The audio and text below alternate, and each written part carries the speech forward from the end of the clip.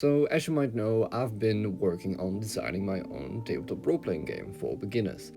And I thought it's highly time to share with you how the game actually works. But before we dive into the game rules and the components, you might not know what a tabletop role-playing game is. So I would like to give a short explanation of what I think a TTRPG is. To many people, this is different, and there are many different games that do it in their own way.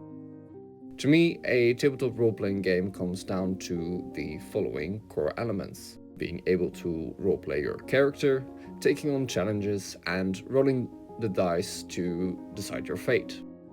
Often this is done with a bunch of friends sitting around a table and having a few hours of playing out their own adventure, much like being a character in your favorite book or movie. But you get to decide what your character will do, and much of the story plays out in your mind. Now, at the table there will be a game master and the players, and the first thing to do is to decide who will get to be the game master and who will be the players. If you are the game master, you are the chosen person to tell the story to the players. With the scenes and descriptions from the adventure book, you get to use your own creativity and imagination to make the world and characters come to life. And during the adventure, you will take on the role of various characters and creatures that the players will encounter. Some may be friendly and others might try to eat them. You guide the players through the adventures and use the game rules to shape their story.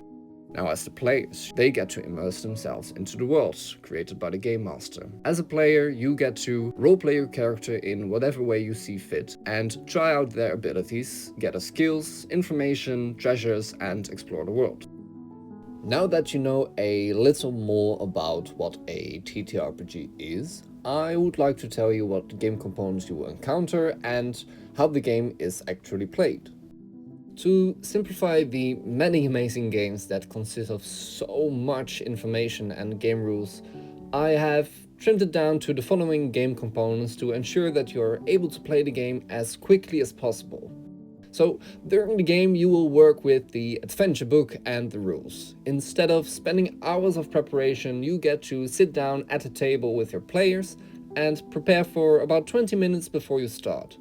I intend to design the book in such a way that it will guide and teach you the game while you play. Next will be the dice. Rolling dice is what keeps the game fun, fair, and unpredictable. You will roll dice to find out whether your amazing plans and skill will be successful or lead to a funny situation. Later I would like to dive further into how rolling dice actually work.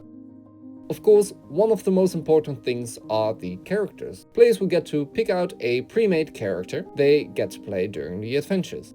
Once players have chosen their characters, they are able to personalize them with playing cards.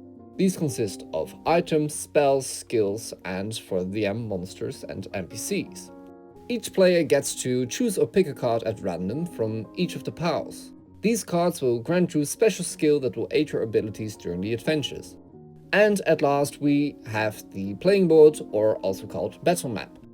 To keep track of what is happening during a challenge or a fight, the players will use their miniatures and place them on the playing board. This is where the game master will guide you through the encounter and where you can keep track of where you are and what you can do.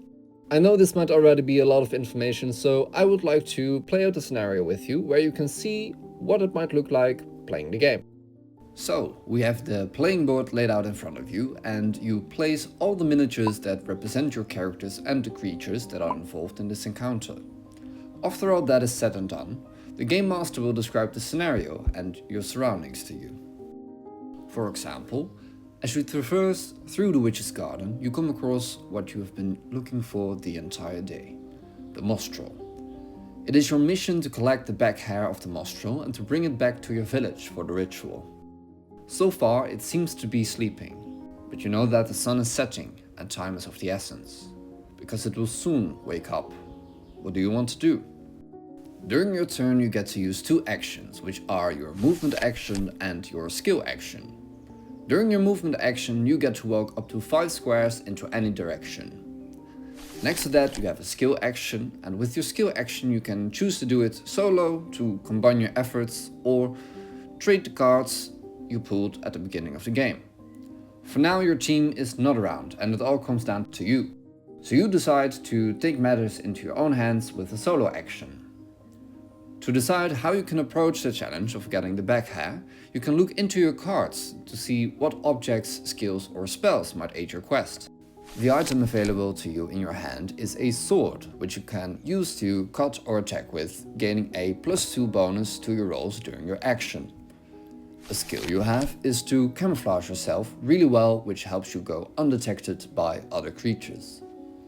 And at last, you have the sleep spell, which gives you the power to magically force a target to sleep. So let's think about the current situation. For now, the Mostro is asleep, but should he wake up, I can use the sleep spell to put him to sleep again.